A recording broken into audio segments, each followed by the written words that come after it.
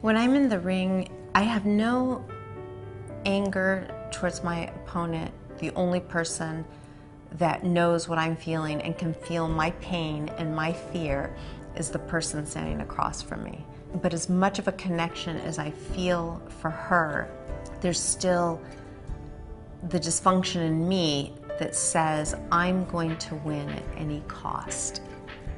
Whether it be my life, your life, I'm going to win.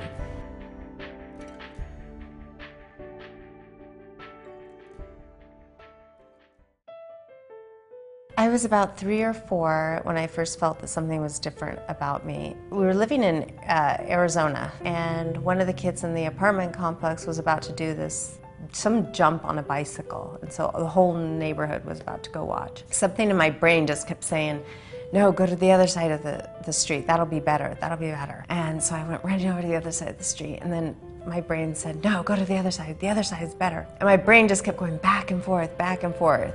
So I kept running back and forth until finally I was hit by a car and the bike at the same time. And that would kind of set the tone for the rest of my life. When I was 6 years old, my dad put me in Taekwondo because he was in love with the martial arts. I had a kind of dysfunctional father. He really forced me into the sport, and I just did it because I had to. I didn't really love it until I became an adult. And that's when I really started competing, was after I got sober. My father was an alcoholic, and I wanted to see what he loved so much about alcohol, what it did for him. I was curious. And so one night when they weren't home, I broke into the liquor cabinet and took my first drink. It was an instant addiction. One of my lowest points would be after I overdosed, and I was about 13 years old.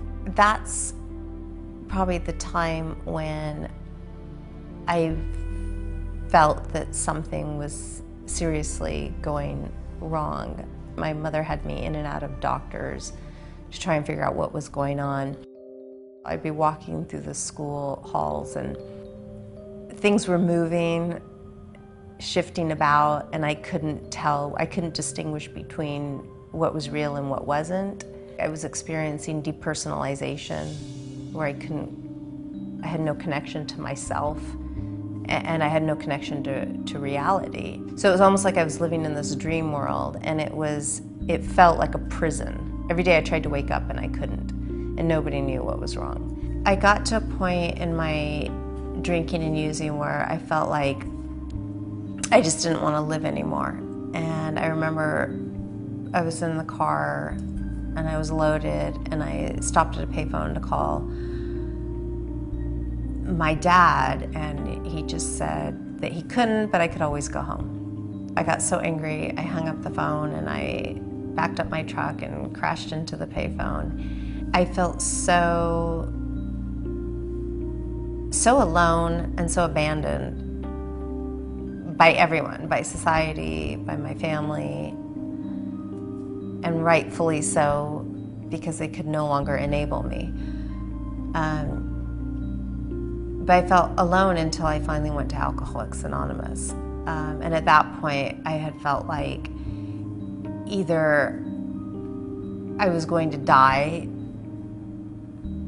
and I wanted to die, but I was too afraid to die. I still had a little bit of self-preservation left in me. And so I chose to go get help. Sobriety was probably one of the best things that ever happened to me, but it was only a small piece of the puzzle. It was a huge piece of the puzzle.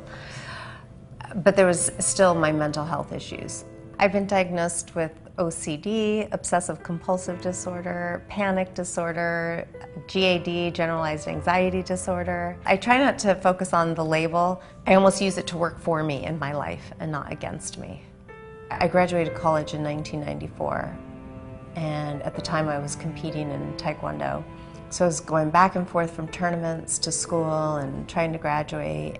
And then I got a divorce, I had 2 little kids. So it all came to a head, and the stress I just couldn't take anymore. And so I had a relapse, and I started going in and out of reality once again. I started with the obsessive compulsiveness once again, and that turned into an eating disorder. So while I was sober, I wasn't using drugs or alcohol, I was still finding ways to self-medicate. When my ex-husband came to check on me, he found me in the bathroom with the door locked. He got me out and he took me to a hospital. And within 72 hours, my whole life had changed. It was a miracle. Medication, I really believe, saved my life. I slowly realized when I got out of the hospital that it was about how I was going to lead my daily life. And luckily, I was already a fighter, so I was already exercising and working out daily. I had to lead a very structured life. I had to wake up in the morning and do the same thing every single day. And if I got even thrown off a little, it could set me back into a relapse. Fighting for me was a great outlet for all my dysfunctions. I really fell in love with the sport and started competing. And then at the age of 28, I decided I really have to start making a living.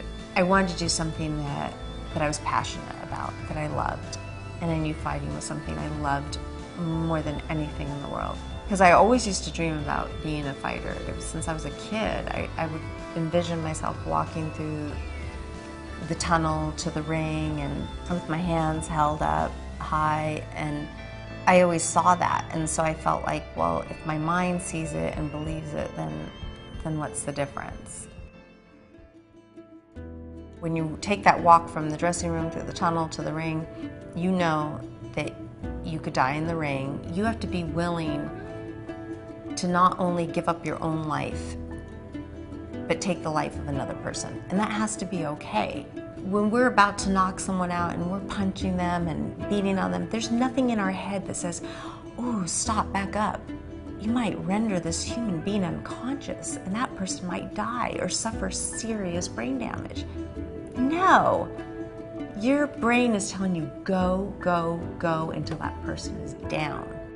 I don't believe I was put on this earth to beat and destroy another human being. That wasn't my purpose. I had something much greater in life to do. I founded the El Saber es Poder Foundation, which means knowledge is power, and we help educate Latinos in this country and in Mexico. That was my true destiny in life. Boxing was just a vehicle to take me to my true destiny. This is what's significant in life. No matter what you have, or what obstacle you have to overcome, it's possible. Anything is possible, and that you should never ever give up hope. Because if I didn't have that, the hope that one day I would be better and one day I would be a success, if I didn't have that to hang on to, I don't know where I would be. The message that I try to give kids now is that no matter what anybody says, only you have the power to change your life. And I want them to know that there's nothing to be ashamed of, because there's so many people that suffer from these illnesses. And I don't even like to call them illnesses, because to me, it was a gift. If I had the choice to give up my disorder or my illness, would I? No, because it's given me so much. And it made me who I am today, and it's given me everything that I have today. And so I would rather be like this than not.